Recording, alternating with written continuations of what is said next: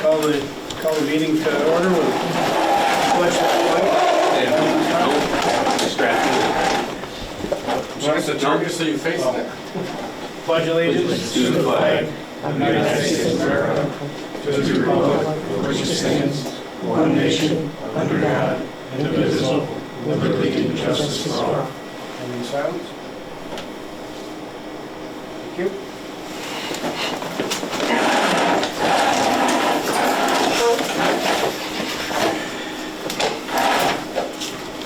That's the last meeting. Everybody got them? Yep. Any questions, corrections? Nope. Motion to accept the minutes? I can do roll call every vote. Oh, that's right, too. Yes. Steve? Yes. Becky? Yes. Tom? Yes.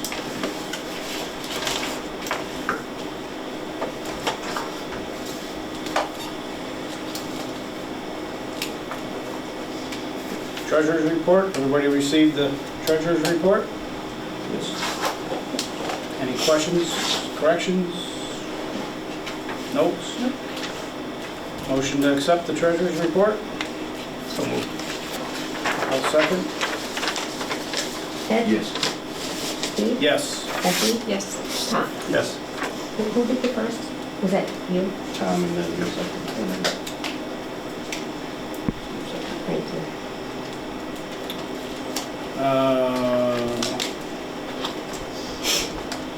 Bills go from 83.25 to 83.82 for a total of $182,583.81. Do I have to mention the debits or do we have to do that? Okay. They're already taken out and it's included in the total. Doesn't talk, okay. That's just me. Do we need a motion for that? Yeah, I need a motion in a second. And then I'll roll call. Motion to accept the bills? Second. Roll call. Ed? yes. Steve? Yes. Becky? Yes. Tom? Yes.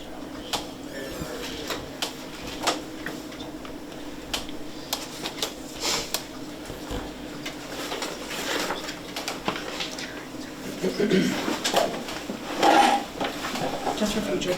Yep. Communications? Do you have any communications? Oh, man. Wow.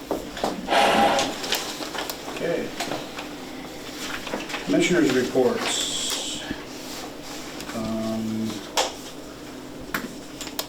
I don't have anything for admin and financial. I don't have anything specific unless we happen to have gotten the checks from the towns yet. Yeah, I have figures. It went to Lysander, so I have it here right now. Okay, Steve so brought we it. did? All right. Yep, and I got Lakeside's lease payment too. Okay, I'm waiting for Lysander's check. all right. That's good. Are we still in the process of doing the bank swap? Yes. Okay. It's a little more, Involved. just some weird paperwork that I have to figure Okay. out. That's what I was asking Zach about. Okay. Just some Appreciate that. paperwork we had to get done. Any questions? All right. Truck maintenance? Yes, sir. Commissioner, engine 31 is almost done. I had it together twice now, and the alternator was bad, so that had to be rebuilt today, but that should be back tomorrow. I was able to send it over to that place in Mattydale where they do rebuilds. Bottom line, that'll be done tomorrow, and the only thing left I have is Squad 3. That is our brush truck. I'm having them do the normal PM, but I'm also going to have them go through the brush pump top and bottom as well while it's there. That means every vehicle in the fleet, including all the squads, have a current New York State inspection, the whole works. I did, when I get back from vacation, we'll set the appointment up to meet with Jerome's and the service manager just to go over some things. Steve brought up a good point on, wait a second, I gotta sneeze. Woo. Bless you. I know. Just like How's that on TV, huh? But anyways, talking about some brakes, because we had some brake issues this year. Interesting enough, I couldn't believe it, but Jerome's warranted an entire brake job on engine 11, which was, I'm shocked that they did, but they warranted it almost $4,000 that they ate on a brake job for us on engine 11. So that's a good thing, but we're gonna be with them in a couple weeks. So that's it for vehicle maintenance. Okay.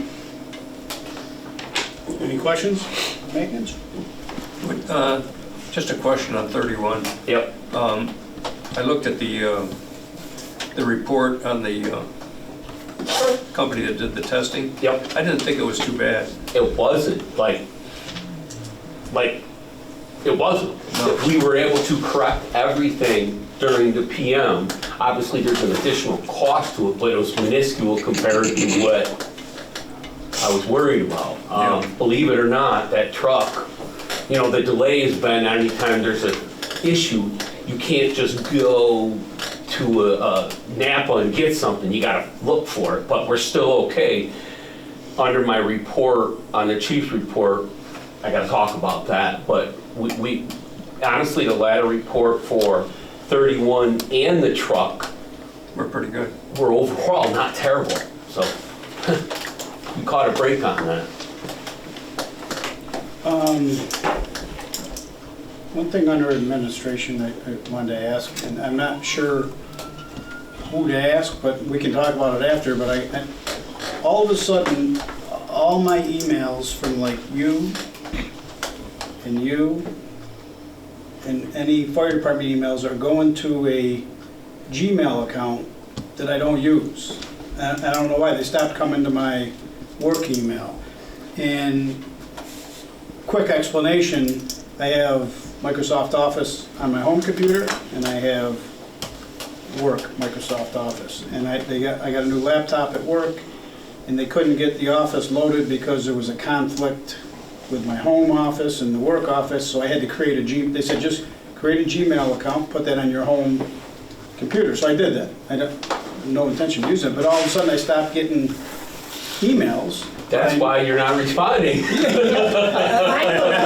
I use commissioners. Yes, I don't know. Fire that way. I don't know if anybody knows why that would change, or Typically, it would only change if somebody went in, like, a lot of times I'll get stuff that's like a text message comes through because they're texting it to like, if yeah, I my get that phone number, sometimes it's too. I my didn't email. understand that. It's the person, like, the last thing, if it's like, maybe Tony sends me an email, it's the last thing, and it goes to text, and it doesn't pull my mobile number, it pulls the email address. So it's probably the person sending it more so than it's your. Because I know I've had things like I'll pop up and like I'll start to put somebody's in and they're like, oh, well, we found this alternate email, do you want to use it? No, I don't want to use an alternate email. Sometimes it's just something that like Siri pulls up on you. Yeah, I mean, I had no clue. Yeah, I haven't emailed you separately from the commissioners lately. Right, so all the commissioners' email is going to that But you- Gmail account all of a sudden. The only way, sometimes, I mean, you can forward one email to another, so but that's a setting, you gotta go and do that yourself, so I don't know why. Yeah, and I mean, all I did was, so they couldn't get Office to load on my new laptop because it said it already exists. I don't know, who knows, our IT departments, whatever, but. So they said you gotta put a different, because I had my work email on my home Office account. They said you gotta take your work email off your home account and just create a Gmail account. So I did, I just created some stupid Gmail thing, thinking I'm never gonna get it, and all of a sudden I'm noticing I'm not getting emails. But then, so I went and I look in this Gmail and there's a ton of emails in there. I'm like, okay. So check with Jeff Elzak, because Okay. he's the one that adds the emails in and out of the groups. So we could probably remove the Gmail and If just it's leave. in there, yeah, just, I would check with him to see Yeah, if but it's if he in didn't there. share it with anybody, he wouldn't have had it to put it in there. Yeah, I don't know, So like if somehow it got Gmail linked to your work automatically. one in somehow, I some don't capacity. I'll ask Jeff though, but I didn't Yeah. mean to take the time up for that, but No, I it's just okay. wanted to ask if anybody knew why they did that. But Okay, Jeff, building and the grounds. Yeah, I'll skip over the generator. Station 4, they had an issue with the stove at their last breakfast. They want somebody to come look at it, make sure everything's okay. I told them I wanted to bring it to you first. Also, when we had the floors done, when I moved the detergent for the floor, the hose, the suction hose broke off. So I don't know if that's something, a hose you can get in a hardware store or things, so I'd rather have somebody look at the dishwasher. You said detergent. The detergent. Detergent hose. The hose for the detergent. Yeah, it goes into It goes in and I picked it up and the hose snapped off. So I wanted to just run it by you guys to see if it's, have somebody come and look at that. Penn Power did their inspection on the generators. Station 3 needs a battery. It's $935.96 for the battery. It's pretty big generators. And then Station 5 stores, whatever, that needs a battery. That's $574.49. I'd like to get those two approved tonight. They wanted to do here, the battery here. I told them to hold off. Right out here for limiting. the battery, just get a new. I don't know what the total is. $935.96, not $36. Pretty sure.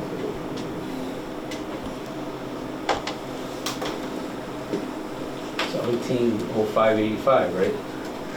Or no? 1706.45. Okay, yeah. Or 1506.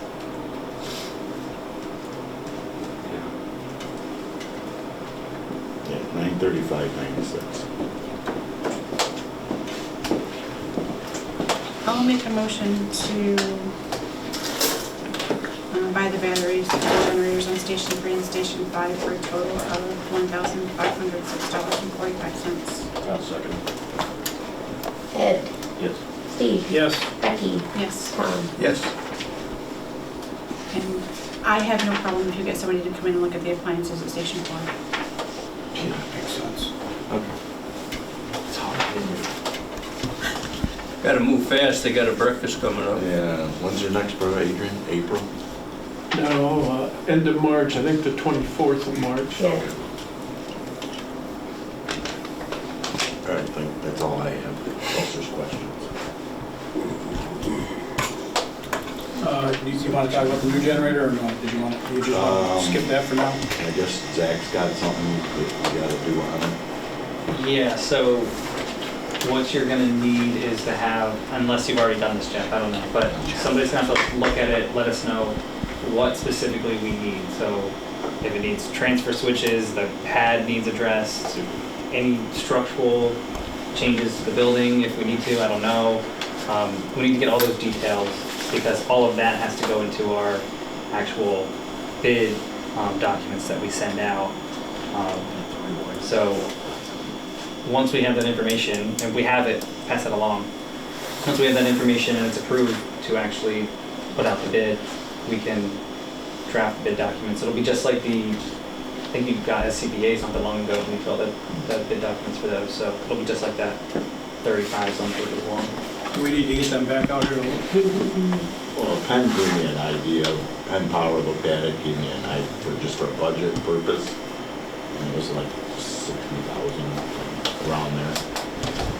But we don't, were they able to tell you, I mean, like, do we know, the wiring coming from the generator? I put that in when I wrote something up, I did put that in there for a possibility as a rewire. As a rewire, okay. Yeah. Probably not updated. As old as that is. Well, that's what I'm wondering, Well, as old as the it problem is. with rewiring, the problem is that depending on where your hookup in your generator is, this one they went directly into one, they didn't put a loop in it. So this one they went directly in, so if a different generator comes, hookups in the back or Gonna be different. so they're gonna be short, and I don't wanna get into junction and splicing and all that, it's just a disaster. So I did put that in there So there was something we have to write up or you need more number? What I can do is I can call you and go through, so we just did one of these for, I forget what client it is, another fire district not that long ago. Okay. I can go through theirs, see what specifically we added, and if I have any questions, I can call you. Okay. We'll throw it in. Okay. Sit on the same pad. Okay. It's gonna be the same size, too, right? Same kilowatt. same size, just replacing.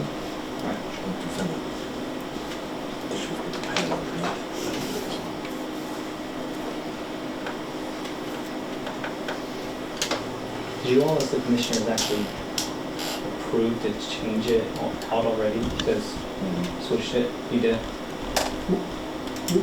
We didn't make a resolution to do it. We haven't done anything other than account for it in the budget. Okay, so we'll have to, if you all want to pass it tonight up to a maximum dollar amount, we don't know the specifics yet, but then I can write that up because we'll need a written resolution to attach to whatever bid documents we put out there. What did we put in the budget, 60,000, is that what we put in the budget? I think so. Isn't that what the estimate? Yeah, it was like 60,000. Do you think that's, You could go higher, just have a little buffer in there, that's. well, I mean, it's harder to go, if we make a motion for 60, it's harder to come back and say, Need another 15 grand. Yeah. right, that's why I'm wondering. That was just a ballpark of what they did, so. But that came from Penn. I mean, That was from Penn. that was an educated Yeah, guess that by was them, that, yeah, not just to pull a number out of the Right. sky. you're right. He did come and look at it, yes. He did come and look at it. And I did tell him it had to be big. It was gonna go with 20. And they understood. And we do know it's gonna take some time to get one, right? Yes. So we probably should, Yeah, this thing. Do a is getting motion bad. tonight. It's getting bad. so I would that- make a motion that we purchase a regenerator not to exceed 75,000. I'll second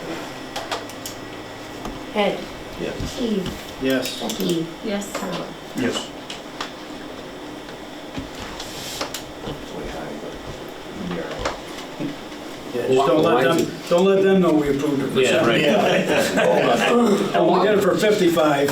Along the lines of the generator, Jeff, is there any way feasible, without spending money, can you change the night that the generator turns on? Doug Rozier offered to change it to noon after. Perfect, thank you. He was supposed to do it, I texted him the other night, and he forgot to. Okay, that works, thanks.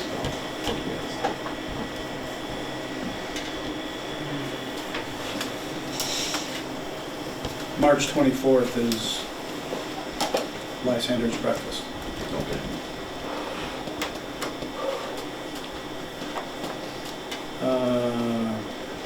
Purchasing wing. Any questions for Jeff? Wayne? Just a few purchasing requests. We have a few more EMS supplies for some items that are expiring. Or soon to be expired, I should say. Some glucose, OB kits, some OPAs for $178.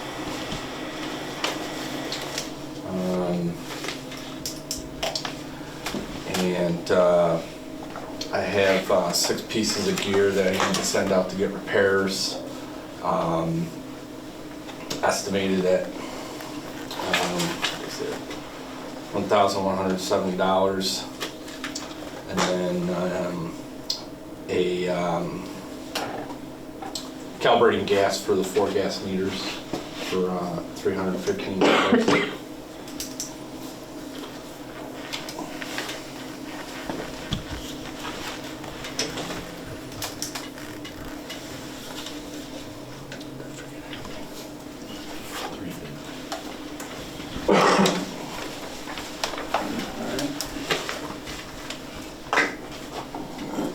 When you do the gear repair, that's just an estimate, you said, right?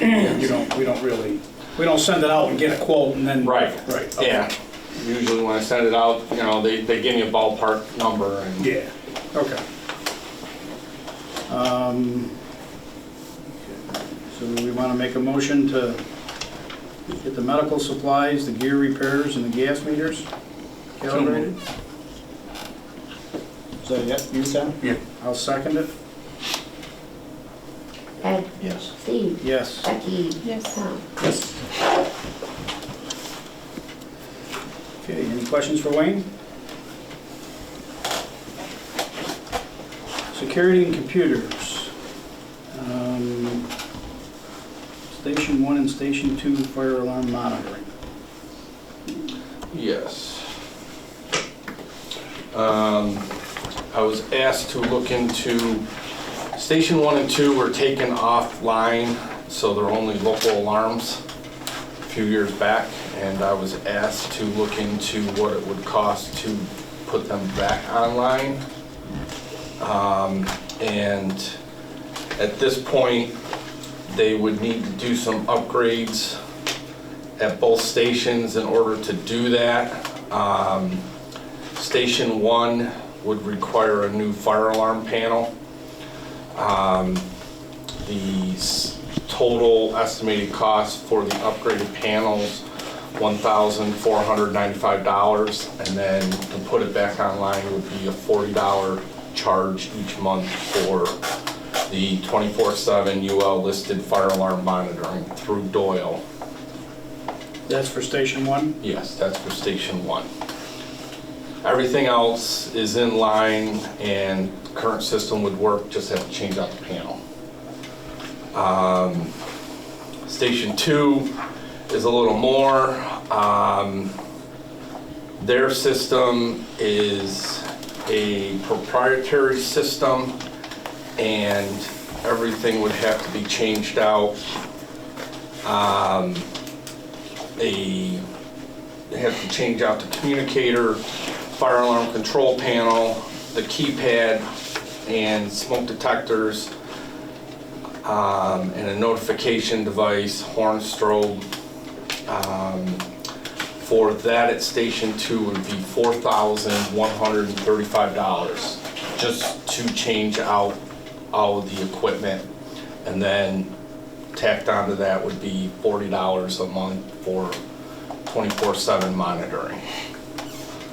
Is that Doyle too? Huh? Is that Doyle also? Yes. So are any of the other stations on? Station 3. 3 years. Station 4 is not. We're probably gonna have to change the panel on that one. And Station 4 would have to be a total change out again. But we didn't budget for that. Yeah. So what's the local alarm? What is it? Basically, the fire alarm goes off here, Inside the door. goes off until somebody gets annoyed and calls.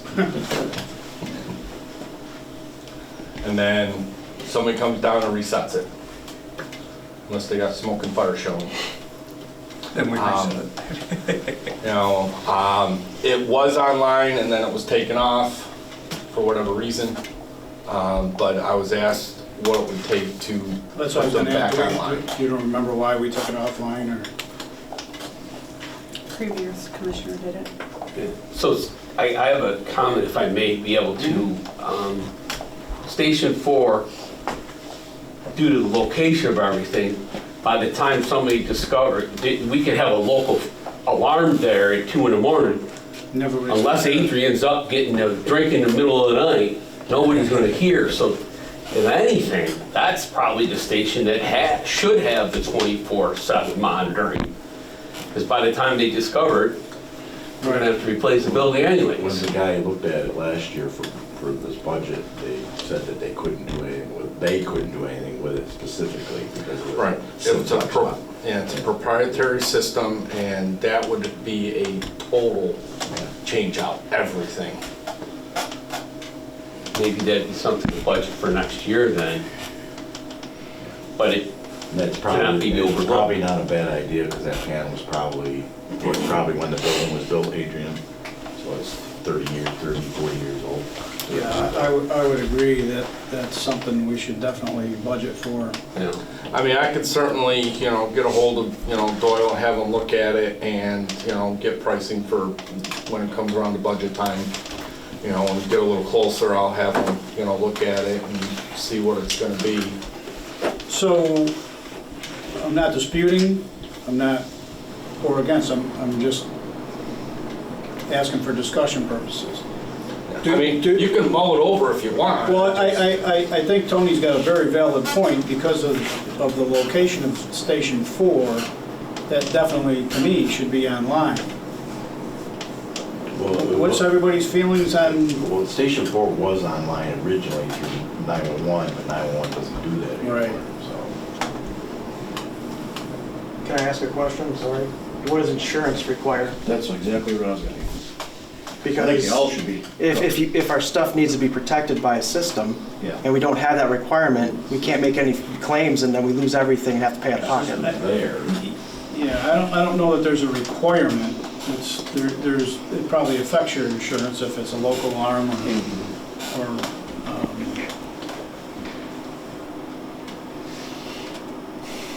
So, from a monetary point of view, it wasn't budgeted for this year, but we do have the building fund that we could pull the money from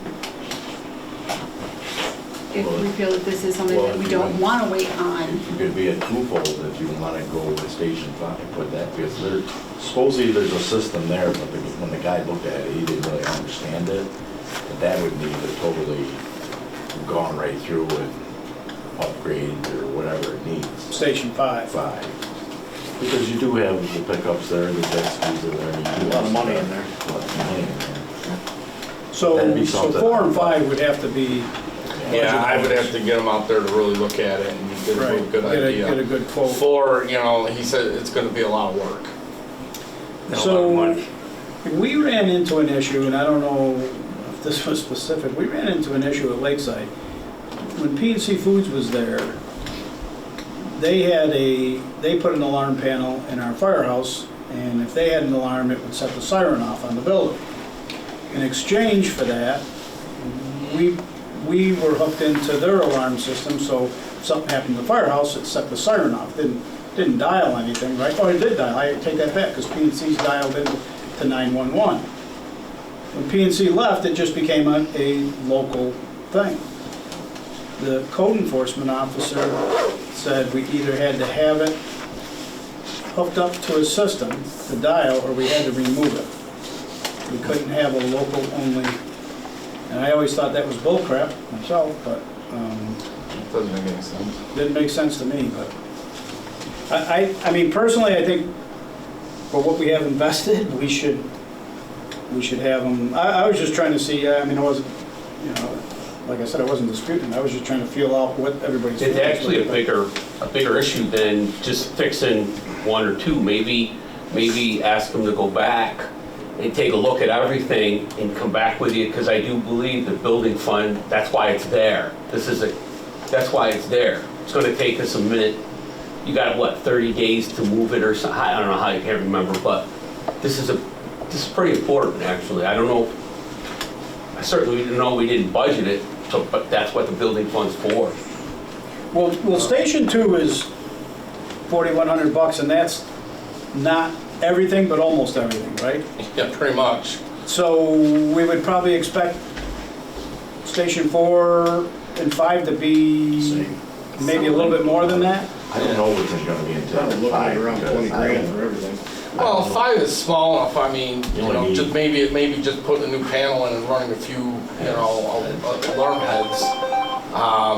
May be the simplest. Now the thing is everything is moved to. That's a fire. Are you gonna need me? That's a fire. If you need to go, go. That's a fire. Do your job. I need stuff tonight. That's my old house. Hydrant's right in front of it. I need stuff tonight. Gotcha. Hey Jeff, can I jump in you here? Yeah, for the fidget. I'm going to. Lost my train of thought with the hell was I saying? You guys want to go? You can be excused. Give me a job. Just saying. If you want to go. You know you're itching. They may need you. You both have done your duties, so.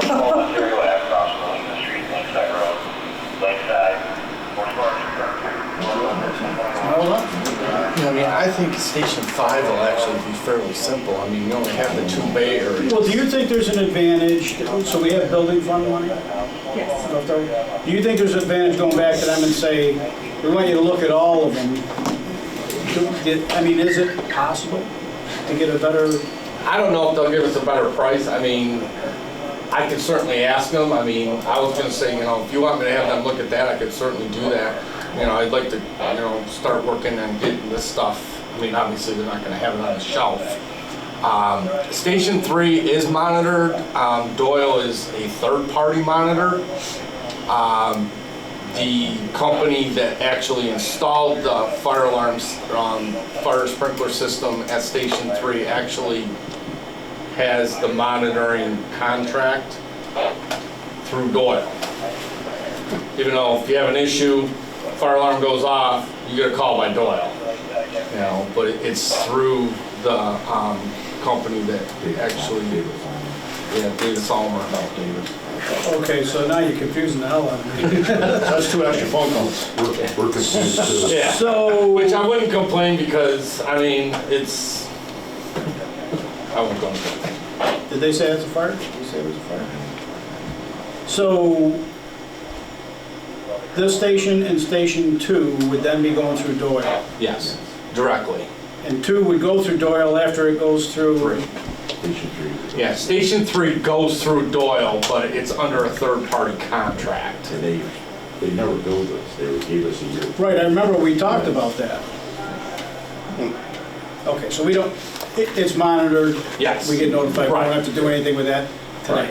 It's Right. just, you know, the biggest concern is the fact that these stations were taken offline and then need to go back.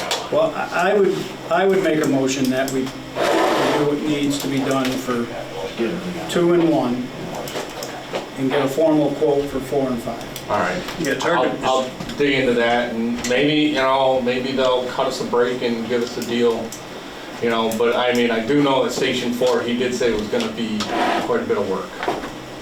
I think, I mean, adding 5 into it, I think is kind of a small, like I said, it's not really that big of a station. I don't think it'd be that much work going into it, but it could be Right, worse. well, Tony had a very good point, you know, it's a remote location and so. Zach, could Yeah. you write a passive referendum for us to take out $30,000 from the building fund? Yeah. Well, it's tough to be in the fire protection business if we've got inadequate equipment in our own station. Yeah, we're not covered. Yeah, Brad, that's covered. Is it just called the building fund, or does it have a more specific name? No, it's literally just a building fund. Alright.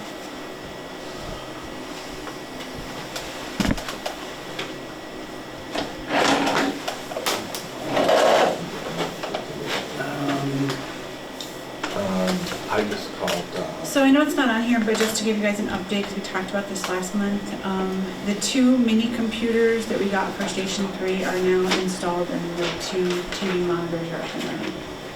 Oh, okay. Did you make motions and stuff for the generator? Oh, I made a motion. I need a second. Did anybody second that? I'll second. And Ed, Yes. Becky, Yes. Steve, Yes. Tom. Yeah. Thank you. That's to do, the motion was to do Station 1 and Station 2. Yeah, and then Now. we're gonna get formal We'll quotes get for a formal four. quote, okay. What did you say about the mini computers that are up and running?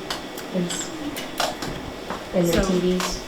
So your office monitoring should be back online It now? is. let me know if you have any issues with it. Okay. It was out the other day, but it's on today. And I don't know where it is on your agenda, but I forgot to have Megan put on the copier contract. It's gonna be up in May, and so I've been starting to get pricing on that. Whether we go back to Toshiba or whether we go back to Usherwood or jump ship and go to Toshiba. Currently right now, Usherwood is actually a lot cheaper than Toshiba. they're down to, well, actually it'd be less than what's on here after talking to them, but right now they're down to $257 a month, based on our current average copy per month. And that provides the toner and... Yep.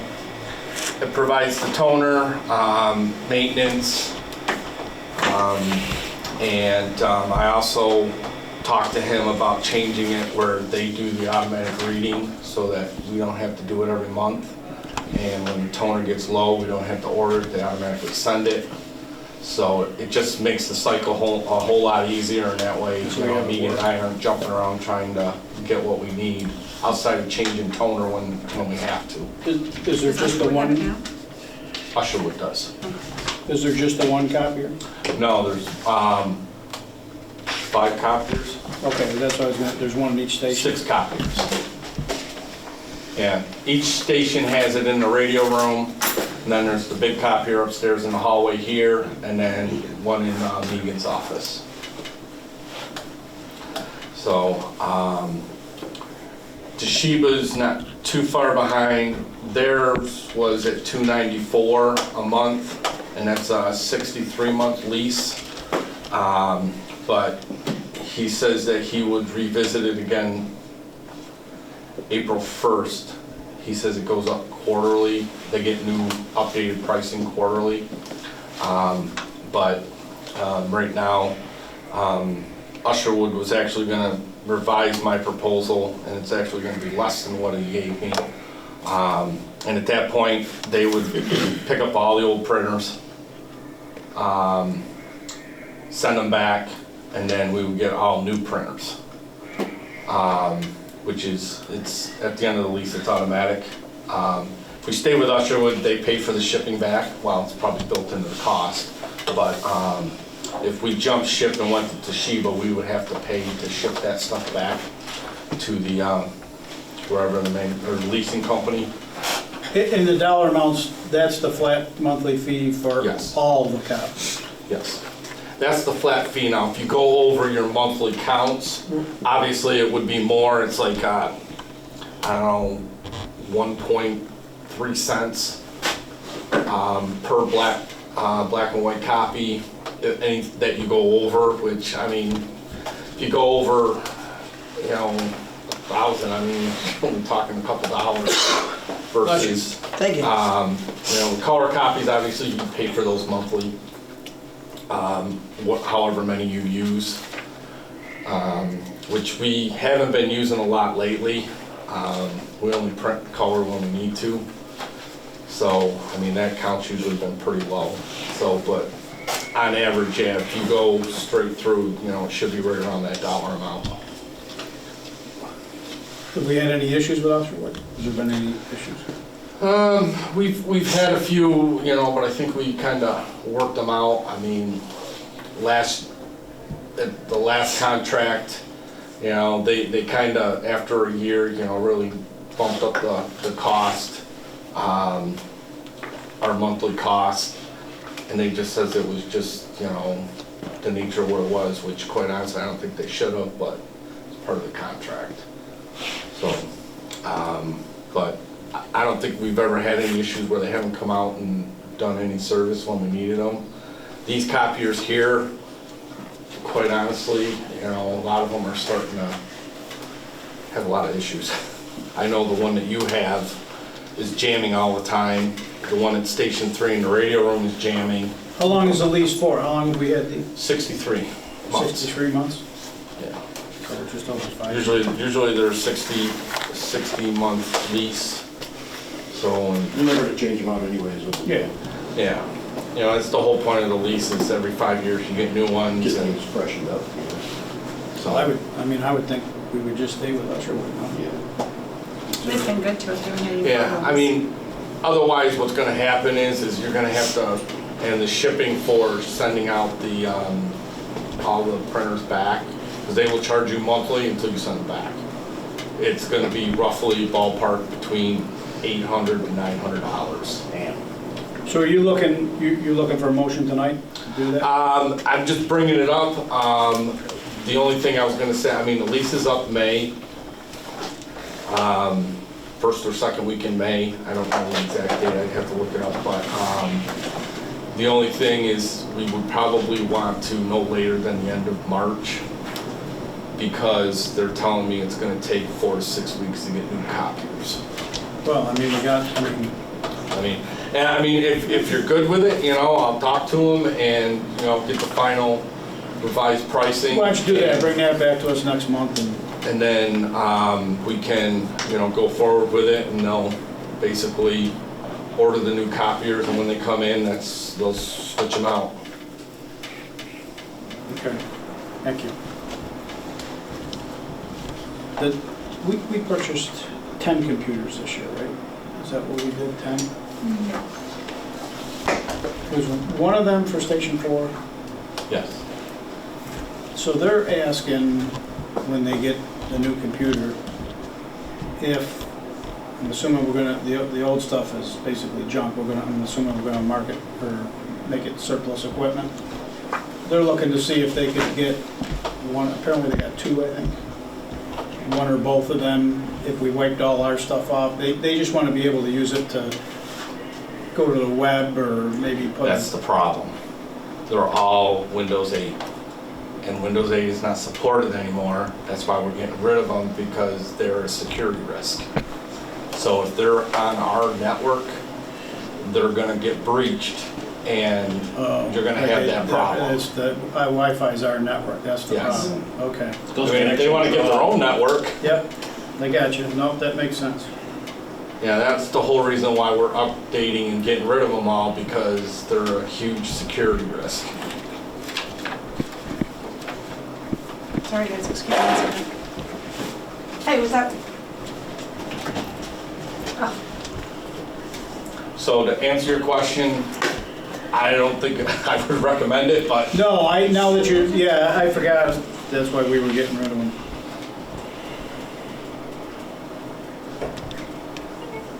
Okay, I'll let them know. okay.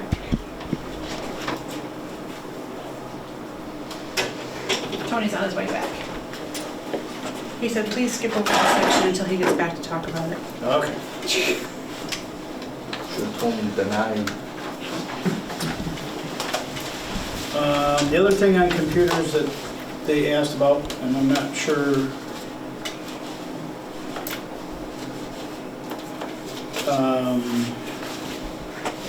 Sean says he's not able to see the reports. So he gave a report on the calls, and he couldn't separate district calls versus mutual aid calls. This is what Sean said last night. He said he can't see enough of the report. I don't know what that means. He said his access is denied to look at the reports. I don't know if that makes any sense. I'll check it. I can say he has captain access. We had always for the last few years anyway. Yeah, he said he used to be able to, but he can't now, so I don't know if something changed or he asked about Sometimes that that. changes at the beginning of the year. I think so, but I'll go and look at it. Now, it only changes if you actually go in there and change somebody's status. That's it. But I think you can limit it to a year. So maybe just look at it. We'll look at it. Well, let me know if you find something so I can let him know that there was an issue.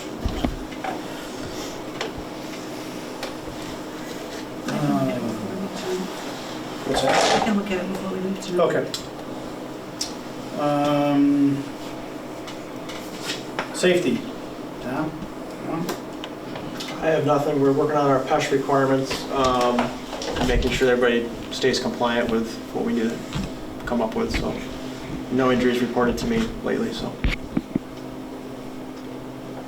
Thank you. Yep.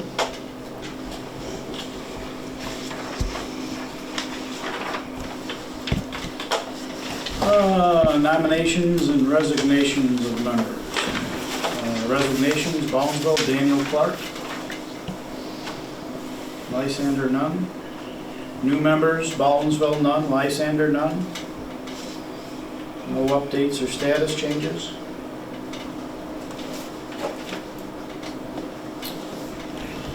Old business, purchase of a new chief's vehicle. Yes, so at the January workshop, I think what month we're in. Yep. I had asked / notified that I was going to start looking into the new chief's vehicle that we had budgeted for. I did reach out to Denoyer Ford, or Denoyer Chevy, who we've purchased through the last few years. They had the same Fabius bid contract that we piggybacked off of last year, that we could piggyback off again this year. They actually have a vehicle on the lot. So they're like, well, stick your name on it. Price is exactly the same as we paid last year for the chief's vehicle, $52,497.50.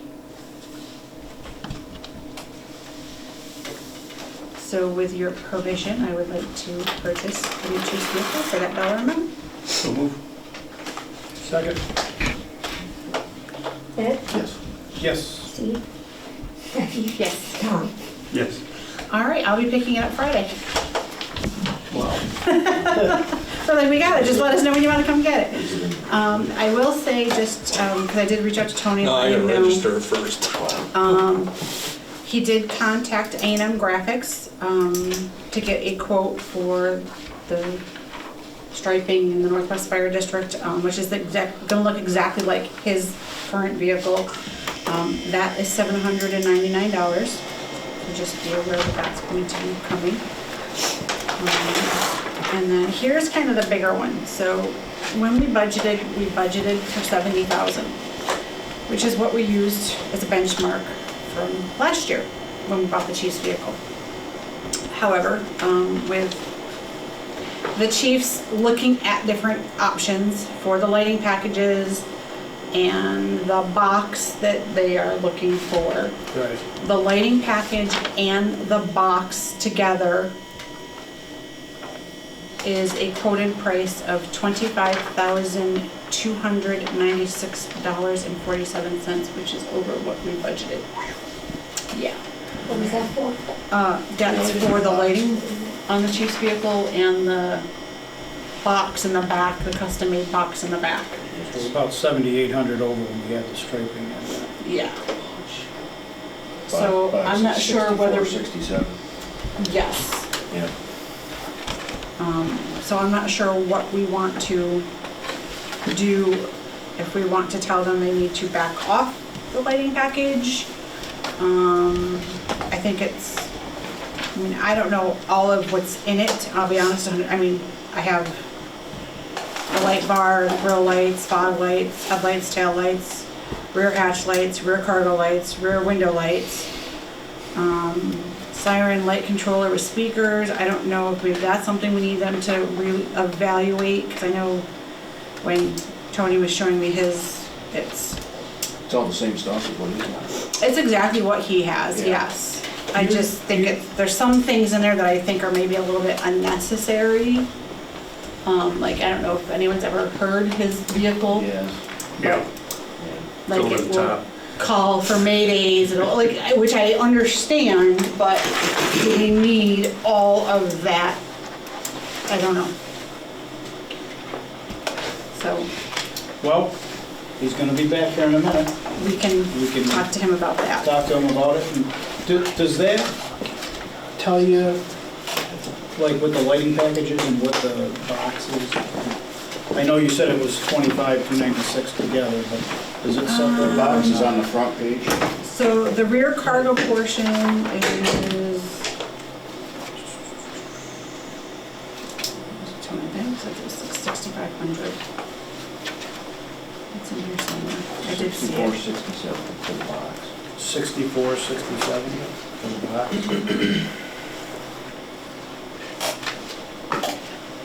He's got it listed on the front page. You flip it over. Yeah, the chief's cabinet, He's got CNY Oh, emergency. it's on Oh, I his. see. I didn't see That is I'm completely sorry. different. That's the one that he wants to That's the do one he installed wants to his get. vehicle. But it's the Oh. same, But it's the same, right? is what's gonna be in So, this one. so say 6,500, so that means that,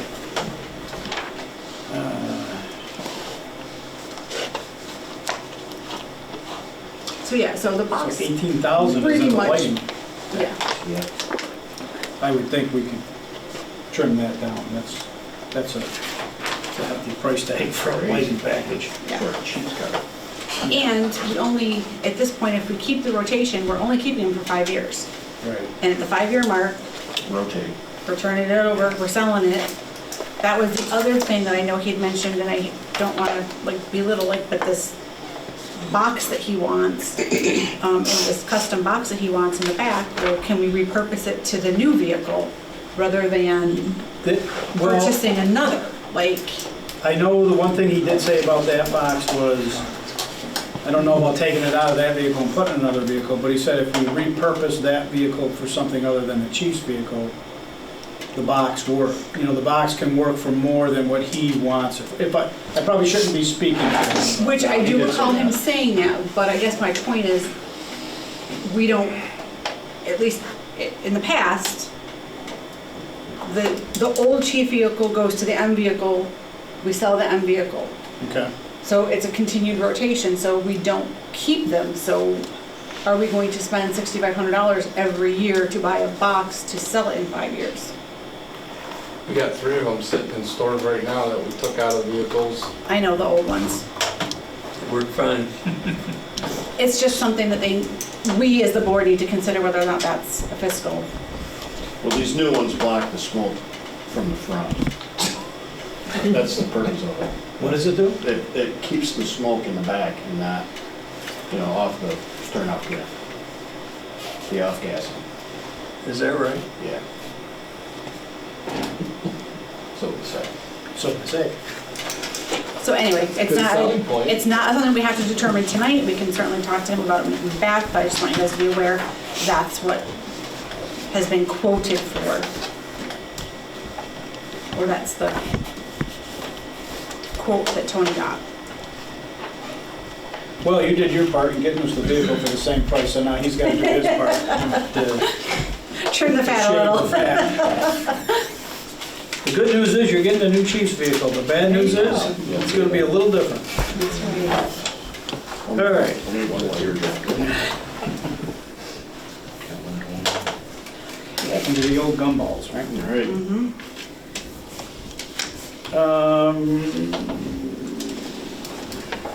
Anything else under old business? That was all right. You know what? I don't know if this is under computers, but there was one other thing that was brought up at the Lysander meeting last night. Several members said that they received a text message saying they were removed from a group, but they don't know what group or why they were removed. Jack texted me, and I'm like, well, what are you texting me for? I have no idea what that group is. Now, I told him the member that was removed, or that removed himself, he basically changed himself to the, I can't even think of the word now. Basically, he took control of the text message group, and then he deleted himself. Yeah. It was Tommy Warner. So I'm guessing that it was either a Lysander group, an old commissioner group where it had chiefs. I don't know. So let me see if I I got the same understand text this right. message. I just deleted it. I says, my guess is, I think it's spam. I says, I would just ignore it. I says, or call the number, I don't know. I says, I would ignore it and see what happens. So Just let me delete it. see if I get this right. Like, I could create a group, say, let's call it Commissioners Group, right? And we put Jeff in it. And Jeff says, I'm not gonna be their maintenance guy no more, so we just remove him from the group. Right. So a text is gonna go out saying his number, whatever it is removed from the group. That's what Yes. we're talking about, right? Okay. I didn't think it was a big deal, but I did say I would bring it up. Yeah, I don't know, he asked me and I says, I think it's spam, just delete it. I says, I don't know what the group is. I says, it could have been something that was created 10 years ago because some of the numbers that were on there were old commissioners. Okay. So, and I'm guessing a few of them were probably chiefs. So, who knows? Any other old business? New business. Driver qualification? Okay, so I have a couple of things that were brought to my attention in the new policies.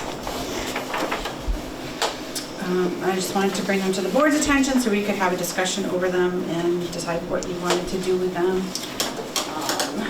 Megan, do you want a copy? Yes, please. Thank you so much. So the first one is under the driver qualifications, which is the apparatus driver minimum qualifications. The second to the last paragraph, I apologize, I highlighted it, but it didn't come through in the, where it talks about EVOC. Yep. Yes, the very front page. It says, all drivers must successfully complete EVOC or equivalent no later than a year of being cleared to operate a district department vehicle and must successfully complete the fire district's internal driver training program. The way that is being perceived is that individuals do not have to take EVOC to get cleared to drive. They only have to take it within a year of getting, like, hey, I'm clear to drive engine 11, and between now and next year, I get to have to take EVOC. I don't know that that was our intent, but that is how it's being perceived. And that honestly makes me a tad bit worried, because who is then going to be in charge of following up? Who's going to make sure that EVOC did actually happen? So, I can tell you if EVOC happened. You're doing it through the Lexipol portal, right? The training not necessarily. No. It could, but there's also physical classes that they could go to, which they should. But are you going to remember a year from now that Joe Blow got approved on E11, and somewhere between now and, like, I don't know that there's a diary you can put in for that. It's just a lot of tracking. Random X has it where you can put in what you get qualified on and when. You can. It's just going to be chasing down information. Yeah, they're just going to have to, I can't enter. Yeah, Well, we don't. that's for apparatus, but that's not for training classes. No, it's just, I got cleared on engine 11. So that means I did whatever blessings I needed to drive engine 11, and now I'm free willy, I got cleared, I can drive it whenever. But if I don't have EVOC, then it's telling me I have to wait. Well, and I think that's where the confusion is come, according to what this says, they feel that they can. If I'm cleared to drive, then I'm cleared to drive whether I have EVOC or not. And I don't think that was the intent of this. No. Should be reworded. Yeah, that's what I think, they have to complete EVOC before being cleared. Yes. So what you're saying is, what we should say is all drivers must successfully complete EVOC or equivalent prior to being cleared? Mm-hmm.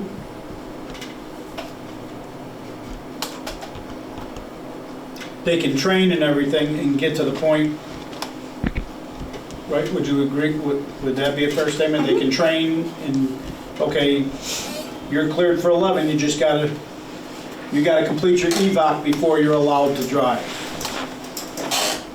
Before I can finally get checked off. Right, that would be the Your final check blessing, off. yes. So I think we just gotta change the wording. We eliminate no later than a year of, and just put it in with prior to being cleared. Right, does that solve it? Yes.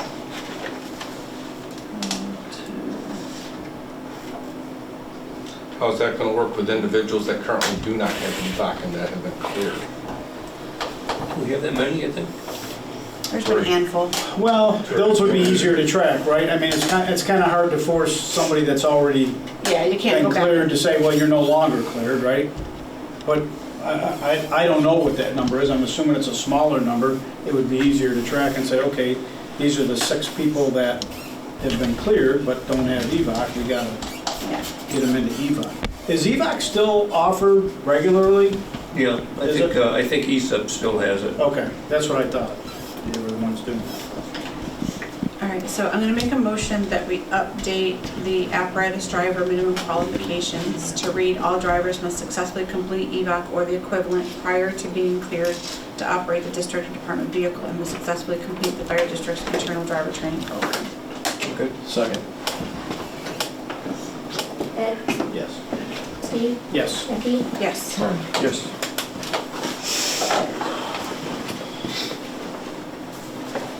that was one, and then the second one that was brought up to my attention, and they asked me to bring to the board was under, It was good. They made a good hit though. I shouldn't say it was good. It was a fire. under the junior and youth program, first page, letter B, so it's halfway down. It states that a junior, or in our case, our juniors are, we call them Rams, shall not board any vehicle or respond to any mutual aid call. Which basically means they cannot go to a scene at all. Prior to this, we did allow a Ram, which would be your 16, 17, 18-year-old, depending on if they're not, when their birthday is, to go to a scene as long as they were not on a first due vehicle and they could not go mutual aid. I don't think we caught this in the new one. I don't know if it was the intent to not let them go to the scene at all. I just wanted to bring it up to the board because it was brought to my attention. I was asked about it. I think the key is their mutual aid call. We've never allowed them to go to any mutual aid call. Right, and I don't think they're really questioning the mutual aid part, but the fact that they could not go to our call. So like say there was No, our call. the fire, right? And truck 1 went and then engine 11 was gonna go and there's an extra seat. They could hop on engine 11 and go and hang with the driver and, but with this in there, they would not be allowed to because they are not allowed to board any vehicle, which means they can't get on an apparatus. So and I'm only gonna just say my feelings because I ran the Explorer post at Lakeside for many years. Part of getting these kids hooked, part of keeping these kids as firefighters or making them firefighters is getting them hooked. They don't get hooked sitting at the fire station. Don't belong on the hit piece of apparatus, absolutely. Don't belong on mutual aid because it's not our call. But I see no reason why we wouldn't allow them on the second or third piece of apparatus, or even later in the thing, right? If there's a squad that can take them down to the scene, let them get down there, let them smell it, feel it, see it, whatever, and that's how you make them stay around. So I'm glad Zach's here. So the way I understand RAMs, restricted active members, that's the acronym for RAMs, correct? Yes. They are members of the fire department, correct? We restrict their abilities one way or another. So with that being said, I do want them, it's bigger now, Steve, than getting their interest. I need their help. Right. It's different than it was I'm sure it when is. Jeff and I were the youth member program. Now, I still believe in having some sense of judgment. And I remember talking to Becky probably 5 years ago on this, and she brought a perspective to me that I never thought of before. We put these young people in a situation, certain type of calls. I remember Becky saying, you know, we want these kids on suicide calls or something along those lines. And I never looked at it from a motherly, parental perspective on that. I personally don't have a problem with a trained ram on first due to hit my hydrant versus Tying up an interior. tying up a guy that could go inside. Again, it comes down with training. It comes down with education in a sense of who's up front. There is a difference in quality. I would ask you to allow them to ride. We have to put some onus on the officer that's up there, what he can and can't do, because I need a body. But again, they're trained. but I still, Becky sits in the back of my head going, just remember this, you know, Well, and I think it just comes with like perspective, right? You take these kids on these calls, and it's not that I have a problem with them going, but in an instance we had a house fire, and there was an infant death in the house fire, and this young 17-year-old kid, they grabbed him and said, "You're coming with us in the ambulance with this infant." And nobody stopped him. Yeah, see, that's just poor judgment. Exactly. That's what I'm talking about. Like, you have to be smart, you have to be responsible. If you're going to let these kids go, there's got to be somebody that's on that scene that is going to take charge of what that child can and can't do. I totally agree with that. Totally agree with that. I mean, right now I'm running into, you know, everything is policy to death, right? But today's firefighter, if it's not in black and white, man, it makes me cringe every time we go to a staff meeting and, well, it wasn't in writing, it wasn't, well, use your damn common sense, you know? So I am dealing with, on a vast playing field here. I have to put onus on the guys up front, and I will, if you can make this work for us, we'll come back with, you know, this is what our thought process is, but. And you know what, Tony? These are young kids that are, I don't even like to call them kids, they're young adults, right? Correct. Put some onus on them too. You have to be smart enough to know, no, as much as I want to do that, I shouldn't do that, because if I do, I'm going to ruin it for everybody, right? Totally. You're going to ruin it. So but I do think you got to put. It does require the officer or the person in charge to be in charge. In charge. Zach, any comments to that? Yeah, I can add from the legal perspective. Rams would be covered under VFBL. They're members, but they would be covered under VFBL. They would be. And like you said, they're members of the department. They're just restricted. However, the law imposes certain limits. You have to have proper supervision, which I would recommend. This isn't written down. I would recommend at least 2 adults near or with them at any time, because you can actually be guilty of negligent supervision if under your custody or care they were injured. And the law also has a restriction. It says that juniors, which is perceived as anyone under 18, would they can't be put into any operations where there's a risk of substantial harm. Juniors and Rams are different, Zach. Juniors. That's what he's saying. Juniors and Rams are different. You got to use the right terminology. They're not.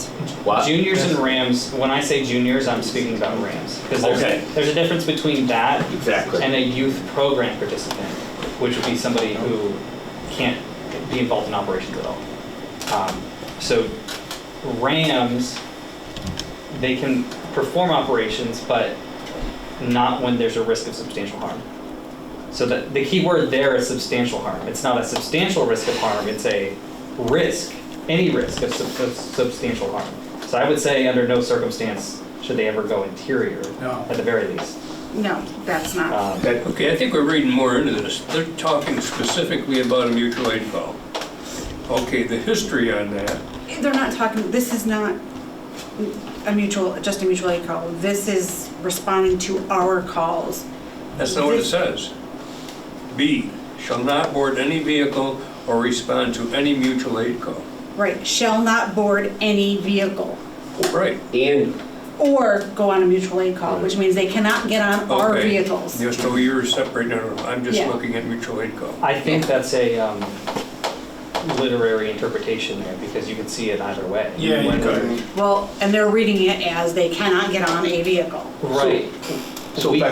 I'm sorry. I was just going to suggest, if you wanted to make that more clear, you could leave that sentence as is, but just add mutual aid call right after board apparatus.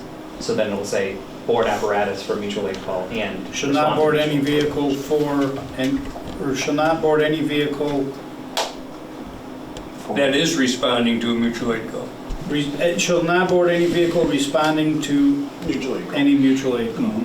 Sure, That work? that works. So Zach, But I guess it goes back to, do we want them going first due? That's the other, Right. I'm asking you to make that happen, but interesting enough, so when I did my instructor certification, Rams are allowed to take BFO, IFO with your SCBA, crawling down the halls. Right now, that's not what I'm advocating in this case, because I believe they're allowed to do it in training, but they can't do it. In real life. Correct. True, yes, they 100% can train. That's Correct. because it's circumstances that are controlled. So I'm asking the commissioners, allow me to let them on first due. Obviously, I'm not gonna put them on the seat over Right. 2 firefighters. But again, the parents have to know what, when they sign on the dotted line, because correct me if I'm wrong, Wayne, even when they join the fire department, the parents have to sign off. So they're never gonna be left unattended. There is supervision, because the truck's never gonna leave with just an officer, or a Ram and a driver. Or at least they shouldn't, but that's. I was gonna say, well, that's something that we need to make sure doesn't happen, To- because Well, It believe me, will. some will push the envelope, but I need bodies on the fire truck. They're gonna be trained, and I would ask you to allow them on first due with supervision, proper training, and it's not about building the interest anymore. So I'm with you, and I get the whole, you can use them on the first due, and I don't necessarily disagree with that. But at some point, does it become, if it's, I'm the driver, he's the officer, we got one other guy, and a Ram. Would we be better off not taking that Ram? Because is there a chance, given that scenario, do we have enough people to supervise the Ram Well, and the Ram, Steve, is gonna hit the hydrant. hydrant? And then when he's done, he's gonna report to the truck. Now, he might be flaking out the line, Right, which which I the don't driver's know. right there. I mean, realistically now, I'm allowing guys to roll, or fire trucks to roll with 3 people. An officer, a firefighter. As and a long as driver. it's not the driver, the officer, and the Ram. Correct. That's a I different. would be dead set in my- against that. Again, that would be a directive. That would be Okay. something that I'm gonna put in a chief's policy, we're calling him now. But he's not to make up the 3 for the crew. Right. He could supplement in the 4th, but he's gonna be a hydrant guy or a hydrant person. Right, So, okay. work in progress, but I can tell you it won't be carelessly done.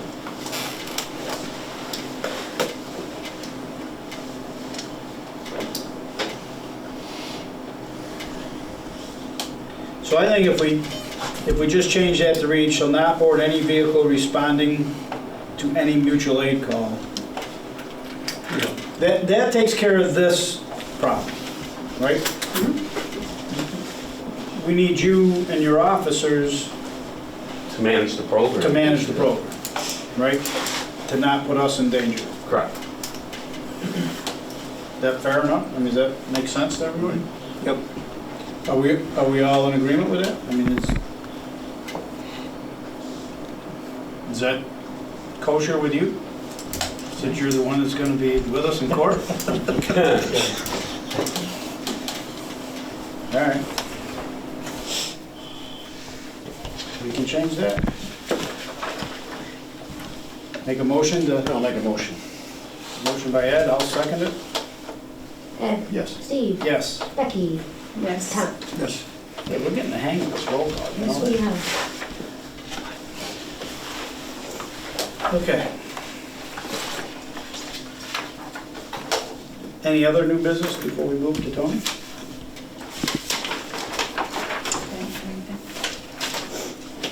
All right, you're up, chief. Yeah, sorry about that. I do have some definite stuff to talk about. Did you do any of my RTPs while I was gone? Yeah, okay. So I want to give some updates and then go to those if that's okay. An update on the camera program.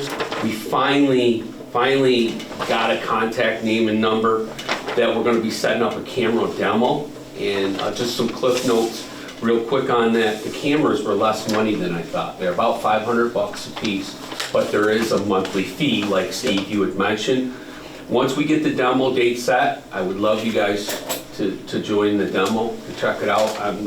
It'll involve the chief's office, the safety department, and by all means, you guys. Who do you know who the camera? It's through United Radio. United Radio. Yeah, it's through United Radio. So that's coming relatively quick. That's one of my top priorities as far as projects. There's that. I'd like, the gear demo update. We have dates scheduled for 2/19 with Morning Pride, 2/22 with Lion Gear Manufacturer and Fire Decks, and then on 2/24 we have Globe, Viking, and how do I say it, Wayne? INNOTEX, Enotex. Bottom line, Morning Pride, Lion, Fire Decks, Globe, Viking, and Enotex. You're more than welcome, any one of you guys, to join the demos as well. But it consists of Chief Natoli, Assistant Safety Officer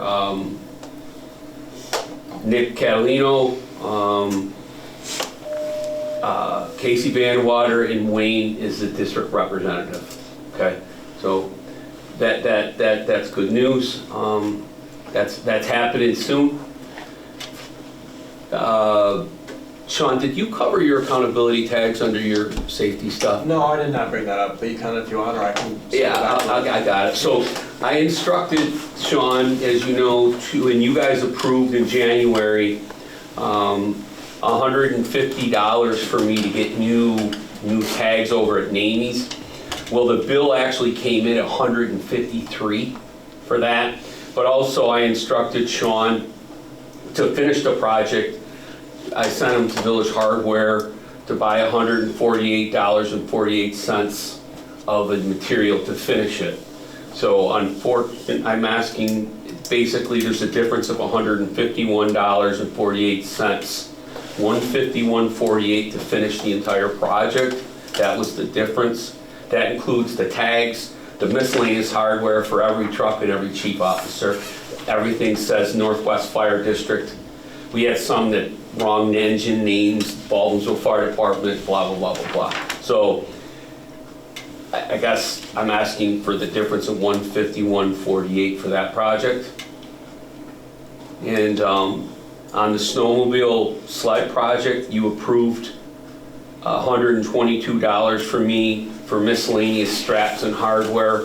Well, after Wayne went shopping and whatnot, and things didn't pan out exactly how we had planned, so we met with Captain Rosique, and we need an additional $77. So that total project was $191.87. The original amount you approved is $122. Again, I need an additional $77, and that project will be complete as well. What was that for again, Tom? The snowmobile sled that we needed to be able to. Straps. Need to do some upgrades. Yes, for yeah. Strapping. So those two things. I have what I would call a complaint. I've had a harassment complaint. Okay, before you go on, Yep. we need to make a determination on those two things you just brought up. Okay, do you want okay, go ahead, all right. All right, so we need a motion, so that's a total of $228.48, is that right? Extra. An extra? So that would be 151 plus 48, and then plus 77. So 228. 48 is the difference for the two projects. So, and that, they're both completed? Yes. I'll make the motion, we spend 228.48 to Finish the job. finish the job. I'll second. Ed, Yes. Steve, Yes. Becky, No. Tom. Yes.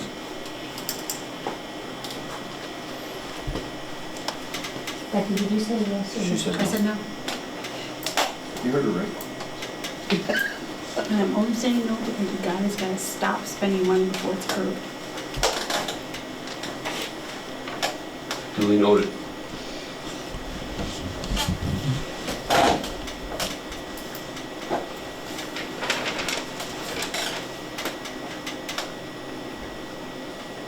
Do you want to move on? Okay. Did the here demo. So I had a complaint lodged, and I turned it over to the committee that handles complaints, harassment type. Bottom line is being investigated. That's all I can say at this point. I just wanted you to be aware that I'm working on something with the committee. Okay? That's that. Okay, so I received a Rob O'Kelly.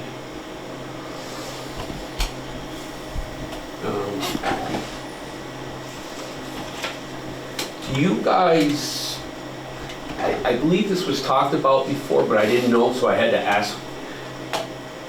We've had a couple requests from mutual aid fire departments that would like to use, specifically Phoenix was wondering if they could use our maze for training purposes. For example, RIT training and whatnot. I believe you agreed last year, and for some reason I remember us saying we need just some sort of certificate of insurance.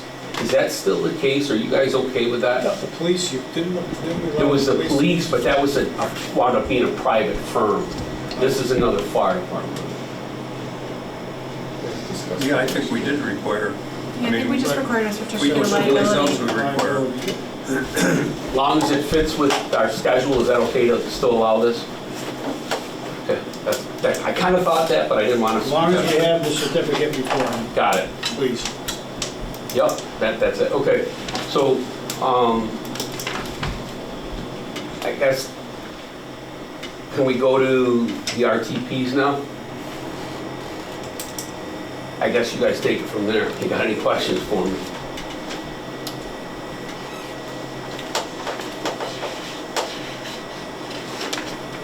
So you want to tell us what these are? I mean, you want to go through them? Yeah, I can, for sure. Yeah. For sure, if you'd like. The Rhino tablet is a replacement for engine 11. What happens is the one that's currently in engine 11 will go to engine 31. The one in engine 31 goes back to the tanker, and the other unit that we had out in repairs going back into the M vehicle. So there'll be no spare mobile data terminals. Okay. That's that. The FRC scene lighting 120 is just updated, replacing outdated scene lights.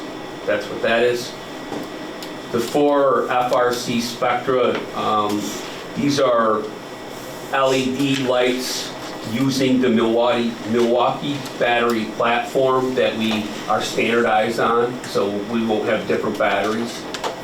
The difference, somebody might ask, is, why go with FRC products versus something, Milwaukee? It has to do with lumens and longevity.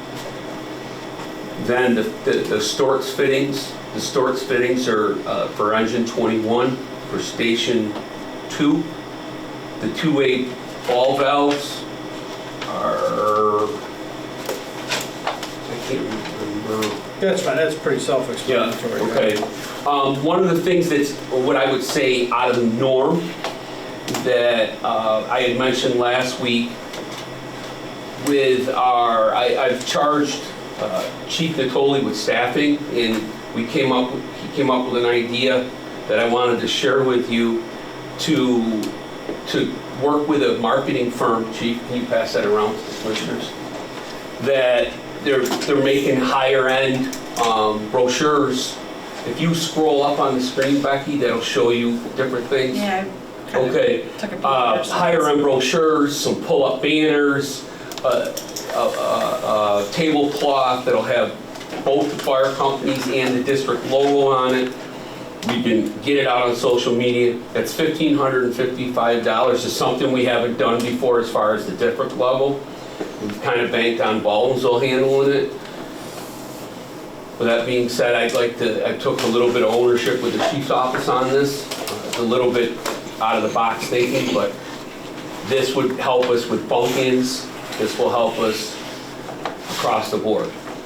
That would be something way out of the realm that's different. And last but not least, as far as the ones on here, the chief's cabinet, this is a custom-built cabinet that I talked about, that when we get ready for the vehicle, it would be converted to either EMS or a squad. All the full-size EMS bags work. It's more money doing it this way, but with that being said, it's transferable with the vehicle. And I'd like to standardize with this box. Becky, did you talk about the chief's vehicle that you ordered? Okay. Well, we have some additional stuff to talk about, but yes. Okay. Well, the box. News and bad. Huh? Good news and bad. The box that in my mind for the new one, it would match this one. It'd be the same thing. So we did discuss the box a little bit. Yep. And the biggest question on the box is, we understand it's more custom and better fit to... Correct. And transferable. Yep. Is it transferable from vehicle to vehicle?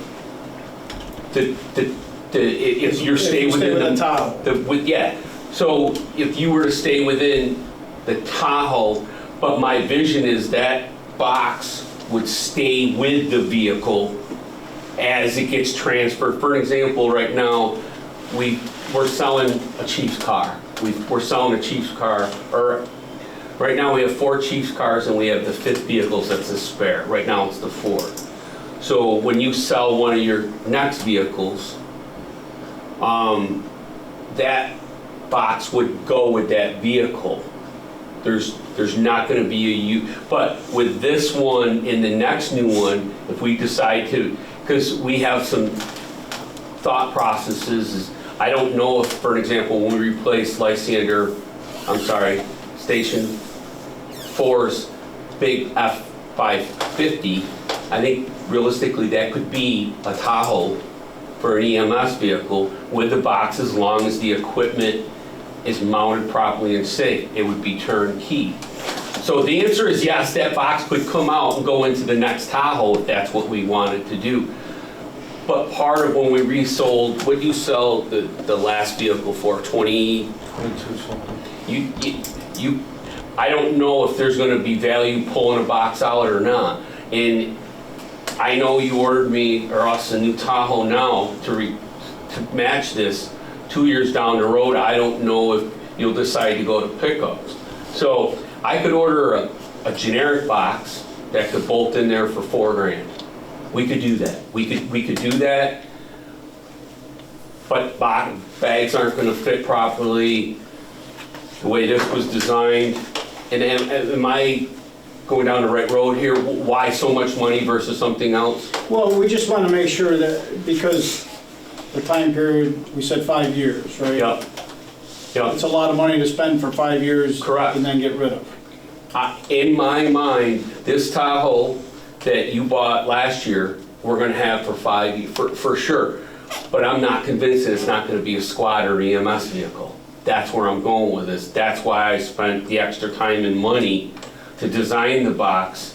Because originally I was thinking, well, geez, what can I get off the shelf for $3,500 to $4,500? And realistically, when I took our everyday EMS bag that we have on the squads, it fits perfectly. Under the bottom, you have the 2 extinguishers, you have the spare SCBA, all on the bottom, totally secured, in places for suction. That's what my vision was. That's what my vision was repurposing the vehicle. Part of when the new truck comes in, we have to talk about which vehicle you're going to sell. I was proposing an idea today that maybe it makes sense to keep the Ford and sell one of the Tahoes already that we have. You can get significantly more money. I've got 2 Tahoes that have 40,000 miles on, and I have the third one that has 10,000 miles. I don't know if we sell the third one that's the same year with 10,000 that you can bring in another 10,000. If you keep turning it over, the money's kind of, that 22,000 that you got for the Ford, that was kind of upfitting the new vehicle, give or take. So I don't know if I answered my question or made it more confusing. I'm not visualizing pulling the box out and putting it into a new vehicle. I'm visualizing repurposing the whole vehicle. And if I didn't sell it that way last time, I apologize, but I'm not visualizing pulling it. I'm visualizing buying the same vehicle with the same box. That'd be standardization for a while. I hope I didn't just shoot myself in the foot, but that's my visualization. I'm repurposing the whole vehicle. Now, you might have been a little higher than the foot, you might have shot yourself in the kneecap. Okay, fair enough. Okay. So here's where the discussion came from. So the vehicle itself is 52. Yes. And some change. With your lighting package and the box and the Basically turnkey, right? We're over budget because we didn't budget for the box because we didn't know. So we took the same 70 grand that we used last year and just transferred it to what we bought this year. So we're over budget. So I guess some of the points are, do we need to spend $6,000 every year to have a box put in, or can we take a box out and put it into the new vehicle and save ourselves $6 grand? I'm not saying no. If we're just going to sell the vehicle, I don't think that $6,000 box is going to get us any more value in selling a vehicle than it is putting it into another vehicle. I'm not disagreeing with you. And then the other thing is, when we're talking about like the lighting package and stuff, do we need a lighting package and or a siren package that elaborate? That's a great question. So when we designed last year's, how did we get to that, right? How did we come up with what we came up with last year? We reduced significant stuff from the 3 Tahoes that you bought, the 2019 to where we were last year. So that I'm very familiar with. We reduced, we pulled off the front brush guard, we pulled off miscellaneous stuff. There was a lot that was gutted. So when we budgeted for the last Tahoe, we basically took the lighting package. I come to you afterwards and said, hey, can I add the spotlight for the Lex? I didn't want to order a box because we didn't do that yet. So with that being said, that's how, I don't know the number you came up with, Becky, on the budget for this one, but I totaled all of, to make it identical to what we have now, that's where that number came from. But we did not do that last year. When I talked to the vendor, it said carbon copy what we built. That's where it comes from. The only change that you will see from what I would say mine to this one is I added 2 lights, 1 on each side for intersection lights.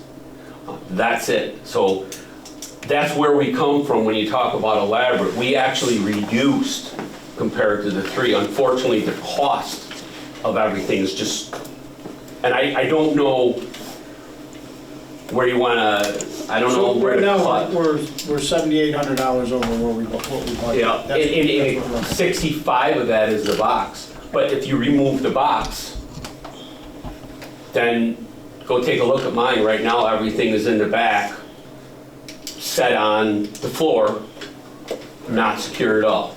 There's nothing in there. Again, I could say. Well, no, so I don't think, I don't, correct me if I'm wrong, I don't know that we're necessarily saying get rid of the box. We're saying, can we look at the siren, the light, whatever, The something, answer is any place? of course we can. Of course we can. Here's my thing, and this is something that I brought to you guys. When you got the vehicle back in the lighting package and we were out Yeah. there and you were showing me some of this stuff, and all of a sudden you start hitting these buttons and all of a sudden you start hearing these blaring maydays Yeah. and you start hearing these, I'm like, that seems a little excessive. That is a I control. understand that it's, Yeah, no, it's a control head, and I could do probably we say, need that, I guess, is, I could say, pull that control head out and put one that's $200 cheaper in there. That or $400 cheaper. I could do that. You know what I mean? That's no problem. I just didn't know if there was like, Sure, but I will say I stuck with a vendor in a product that got solid warranty that's. no, I understand, but do any of the other vehicles do, like, I've never heard. No, that is a newer control head versus what they had in 2019. This is, the products that we use are called Federal Signal versus Whalen, and the reason why we went to that last year, the Federal Signal, was wait times for Whalen. Same warranty, wait times, not a huge cost savings, but I didn't want to go to an aftermarket manufacturer. So it was Whalen, Federal Signal, or I was code 3. There was 3 that I would say that we should stick within. There's a code 4. Code 3. So there wasn't a huge cost savings. It had to do with repairs and whatnot. So I, by all means, can go back to the drawing board on the lighting package, but I also need to make sure that what I don't want to do is come back to you 2 months from now and say, I gotta add 2 lights, I gotta add 4 lights. Well, that's one of the things, and Becky had a good point, like the extra money for, we've already spent it, you know, so it's hard for, we need to do a better job of, okay, I'm getting this vehicle, this is the stuff we're gonna need for it, so that we don't buy the vehicle, like here, right, we budgeted 70,000. Yep. Doesn't include a box in it. So we really needed to budget more for that. Absolutely. and we didn't know about the box. We didn't know about the box. And you would know. We're not trying to beat you up on the box. No, I totally get it. I totally get it. I was a little sticker shock too, honestly. But I know last year, the reason why I couldn't come to you with a hard number was I didn't know what we wanted for a box, because I didn't want to have to hodgepodge this. There was, you know, when we bought the vehicle off state, and when we bought it off, I believe, the back of Troy, right? It was Troy's? Fabius. What's that? Fabius. Was it Fabius? Last year's was. Last year. We went with that, you know. That's why this year I said, let's build a carbon copy to what we did. I got the box designed, everything's done. I was sticker shocked too, to be frank. Right, and I guess my point is, like, so we've got, you know, the $6,500 that you want to spend to get the box into your vehicle. We're putting, again, that's $6,500 we didn't budget for. But the $6,500 is fire equipment from last year's money. That's where this is coming from. Or I wouldn't have done that, or I'd be tying it down. It was that was part of last year. Fire equipment that was left over, that's where that money's coming from, not this year's budget. It's not coming from this year's budget, it's part of fire equipment. But it wasn't, how do I want to say, it wasn't something that we, Are you asking me what the term is? yes. You know what I'm trying to say, like, it So wasn't then- like we had fire equipment that, like, hey, had set to buy hose, and it's like, we ordered hose, but it hasn't come in, or it was set to get 10 lengths of hose, and we're ordering the hose from last year. This isn't something that was like, hey, we're gonna put. You didn't now, I can't think of the word either, but you did. I'm with you, but all of these projects, Rhino tablet, the FRC, okay, so maybe we're not on the same page. The Rhino tablet, the FRC, and the chief's cabinet were all from last year. The other stuff is this year's budget money. And this is what I've been talking about back. This is what I've been talking about. And those 10 bottles were all of that money from 2023. I know you sent us an email that said it can be done legally. So what's Yeah, the there's- limitation on that? Yeah, so there's a difference between surplus and not surplus. What I was gonna say earlier was allotment, but I heard someone say allocate, that's the correct term. If it was already allocated, it's not considered surplus. So you can use that for things that you're talking about, Chief. If it's considered surplus, then you're limited to, it has to be less than 10% of your total budget that you can roll over. You can still allocate that to whatever you want it to be allocated for, but it just hasn't been allocated yet. So whatever you have in surplus now, you can move into that budget line if you want to. From 2023 to the 2024? Correct. So we can still technically do what Chief wants to do. It's just, there's a hurdle of moving from Interesting. surplus So to there. this is why I had mentioned that I'm coming to you next month with spending basically at least a quarter of my line item budgeted things won't happen next year this way. Right. This won't happen next year. I learned some things, we learned some things. So do we need to make a motion to move the surplus from 2023 into 2024 before we do this? Do you know how much you have that was rolled over, roughly? So I can't use that word. It would be surplus. Okay. So that's, in effect, is what it's doing, it's rolling over. So, usually we get a year-end, but we didn't get a year-end report. Okay. So the short answer, So, my short answer is no, I don't know what that number is. We should, And we can talk. yeah, we should get the specifics on that so that we don't overspend something we don't have. right.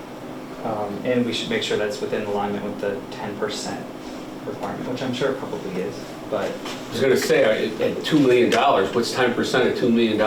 So let me ask you a question, Tony. The stuff that you're purchasing here from 2023, Yeah. is this an emergency to have this tonight? Or is this, you're just trying to get it because it's the 2023 stuff? So Well- that stuff is okay because that really was allocated. Like the Rhino tab, the LED scene lights, we had allocated for But fire. we're okay with what we have Yes. left over? Okay. What I'm saying is, I don't know how to, Pull a rabbit out of the hat? yes. So what, okay, I guess I need clarification then. What was not allocated that you're wanting approval on? I guess my question is like, right, so we had fire equipment, right? That was the surplus line. So is this box considered fire equipment? I guess maybe that's the question. To, Allocated does not necessarily mean that it was in a line item of the budget. It more so means that you had planned to get something more specific. So if this was brought up already last year that you needed to get a Rhino tab, so you were already aware of it and that money was kind of set aside for that. then But Zach, we don't line item, basically, and I'm gonna use an arbitrary figure. During the budget, the commissioner says, what is the term, Becky, that, I don't wanna say the chief's budget, I don't wanna use that term, but fire equipment. fire equipment budget, there's a number. There's a number. It doesn't say under that 80,000, you're gonna buy 6 widgets, 5 this, 4 that, 3 that. Now, there is certain places that'll say, okay, we line item 10 bottles. But under that budget, it doesn't say that. So I think the question would be, the box is not, it's going in a vehicle, so is it okay to consider that fire equipment? I think that's what the stickler But part is, is it right? the Rhino tab, hypothetically speaking? That's where that money's coming from. Right, I understand where the money's coming from, but like, we can't buy, Tires, right? I don't know. that, I don't think you could, because that's not fire equipment, right? That would be a I misuse wouldn't of, consider that fire equipment, but I understand the point you're saying about how we don't split things into widgets, right? But when you're talking about allocated funds from one year to the next, it usually means it's for a particular project or an item or something that you had in mind for placing or purchasing, which is different than just a budget line item, which can incorporate any number of things, and it's just a general fund that you can use for certain purposes. But it's not as specific as an allocation. Either way, the answer is yes, we can get the things that you want from the 2023 budget. I think we just need to figure out what exactly the surplus amount is before we spend any of that. so that's where I was going, that's why I was asking, between now and the workshop, we can get the surplus, right? And we can do that, and then we can approve it at the workshop. You can do By all means, I don't want to put anybody in an awkward, you know, We just want to dot the T, dot the T. I have no, but understand, this has been on your mind for 2 months. Because we're trying to dot the Ts and cross the Yeah, Is. no, and I'm good with, listen, whatever we gotta do to make it work. You know, I'm honest to God, there's nothing on here that I brought up other than there's nothing that, oh my God, it's an That's emergency. what I was asking. The stuff that's not 2023 can certainly be. Yeah, that's 24, that's The 24 money. 2024 money can be approved But tonight. I want us to repeat this, when I said in January, I don't have to rush through this because I don't have my research done. Am I gonna be able to do that? And that's why we're here today. I didn't want to rush through. I wanted to make sure that we had the money, and the money was there. Then the first year changes, and I find out, oh my God, we don't know. You know. So that's again, I apologize for that. This is equipment that's needed. I would like to pay for it out of the 23 money that was left over in the budget. That's what I'd like to do. So whatever you need to do, by all means, I'll support and work with you. By all So I means. think what we should do is, the 4 items, the Rhino tab, the 2 FRCs, and the Chief's cabinet, we should wait. We shouldn't do anything on that until the workshop.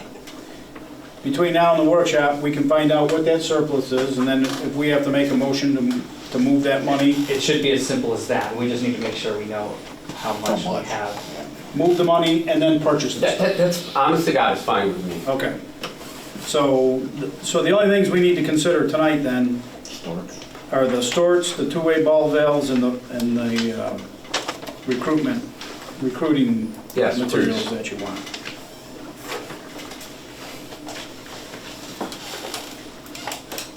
Anybody want to make a motion to purchase? Well, we have those up.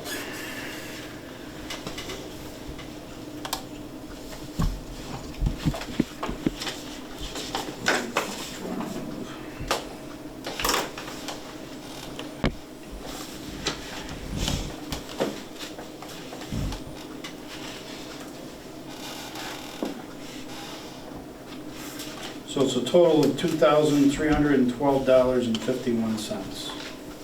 So moved. Motion by Tom, Second. second by Ed, Yes. Steve, yes. Becky, Yes. Tom. Yes.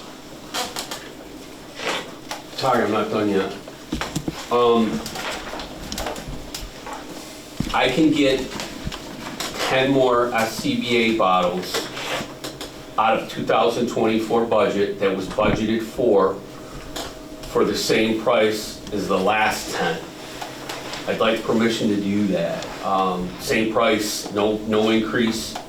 So that means I would be taking possession of 20 this year. 20 from last year, 10 10 that was budgeted and it was approved in the budget. I would like you to consider that.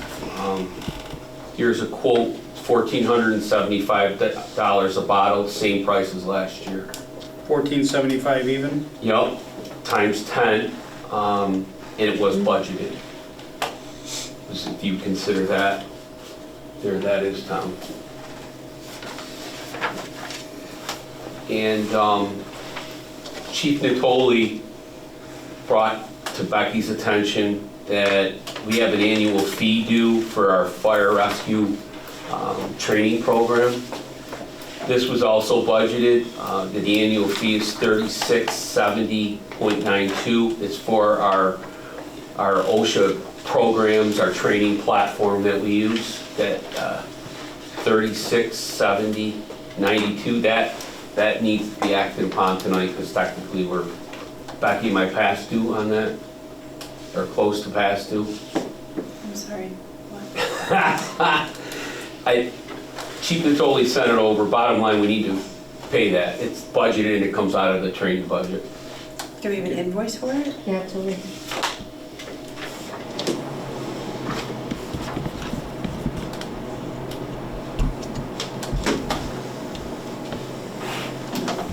Purchase request, there's not an invoice. Oh, that's it.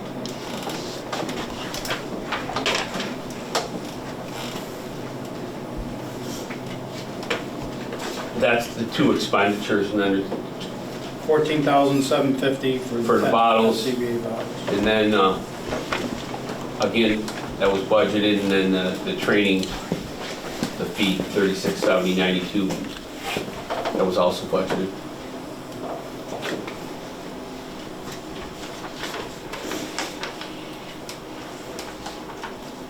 It's actually called Laxa Pool Training Program Fire Rescue 1.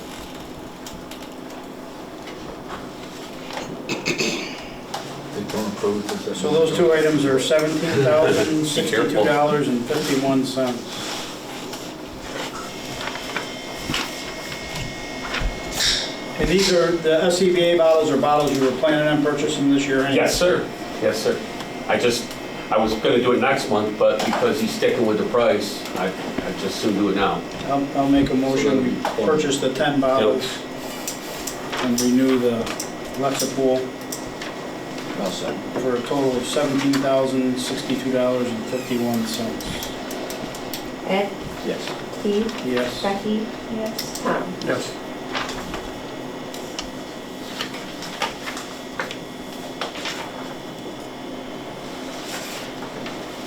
And last but not least, Chief Belzak sent you guys a correspondent on the fire company FASD Games, spelled out everything, laid out.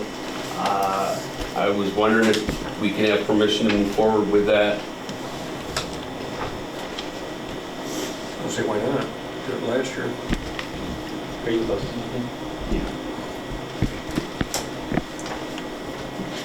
Was there any,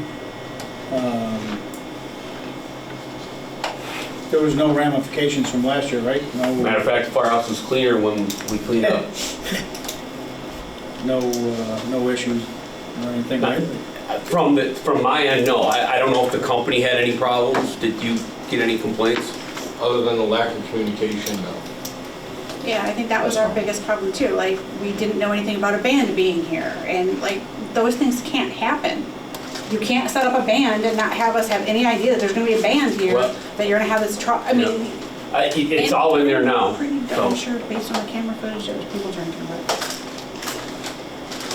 Yep, I believe you have all the information in that letter. If there's questions, please ask them, because I would like to be able to go back to the company and say it was clear. Because they're gonna advertise it. The state's gonna advertise it, it's going across the state. Last year was the first one. We learned some things. It'll just be better. Just the active thing that I say is like the parade of lights, the fire company hit it the first time, had 8 fire trucks, now they have 200. Last year for the summer games, I remember we looked at the contractors to make sure that the district was covered liability-wise for hosting on grounds here. And when we reviewed it, it was fine. So we can certainly just look at it again this year to make sure nothing changed if you want us to. Are we in favor of Yes. allowing them to? Yep, I am. So moved. Motion by Tom to do the summer games, Yes. second by Ed. Ed, Yes. Steve, Yes. Becky, Yes. Tom. Yes. Reluctantly. Just so you know, your approval means that FASNY can now approve it next month. You have to basically approve that you're gonna host it, Well, yeah, makes sense. just so you understand that. Yeah. Okay. It hasn't been approved by FASNY yet, even though I'm Yeah, pretty sure they're not gonna turn it down. Probably. And you need FASNY to send you, we need to get this stuff to you, right? If we could just get the contract and look at it again, just Yeah. look at Once like. FASNY approves it. Are you gonna take it from here, or you want me We to? just need to make sure that we're kept in the loop with. It's a fire company event, so I'm not sure why Wayne's not saying more. It's a fire company event. It was brought to the fire company. It was asked by the members to do it. The members brought it up for a vote. They approved it. What I told them was, this is all hinged on the approval of the fire district. And I said it as recently as Thursday, saying, I need details. They need details. I will not present it without details. That's why Belzak sent you what he did. So here's what I think you need to tell Belzak, right? We got the email, Yep, and he spelled out a bunch of stuff in there. yep, If anything is gonna change, add, whatever, before Ballsville Fire Department commits to it, because Becky's got a good point. We need to know. We need to be aware of what's going on. no If problem at something all. changes from what's in that email. No problem at all, and I don't blame you for that at all. There was some unknowns last year. There was. We got it. It's only gonna get better, I think. No problem.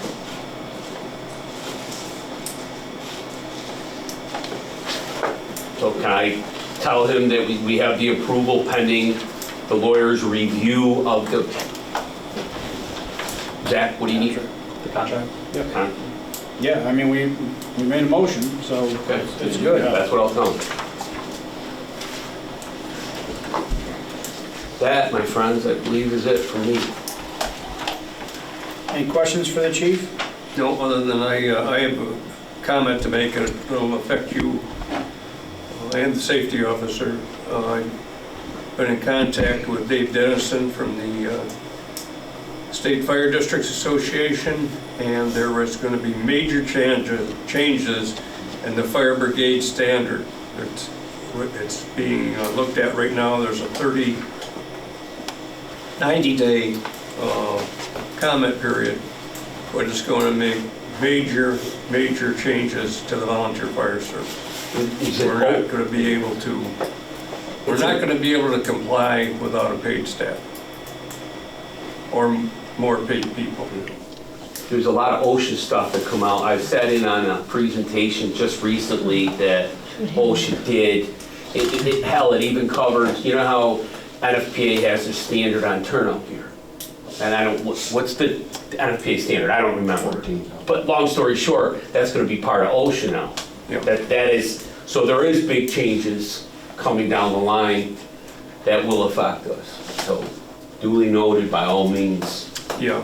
Dave is going to be the contact person for fire districts to speak to that, but he's a pretty sharp guy, those of you that know him. He's from ESIP, and he's nervous about this. So more to come. As soon as I find out more, I'll pass it on. Thank you. All right, station usage. Station 1, Monday, February 26th, Girl Scout cookie delivery. Sunday, March 3rd, only party. Sunday, March 10th, Pinewood Derby for Scouts Pack 289. Saturday, March 16th, C Lane Party, Saturday, April 6th, the Auxiliary Craft Show. Station 4, Saturday, March 2nd, S. Duger Party, Saturday, March 16th. T. Harper Party, Sunday, March 24th. The Lysander Fire Department breakfast. Comments from the public? Tom, nice to see you. We missed you. Nice to be seen. I would like to request a brief executive session. I would ask Tony to stay and Zach to stay, if possible. Okay. No decision will be made, so, What's the general purpose? yeah, personnel issue. Okay.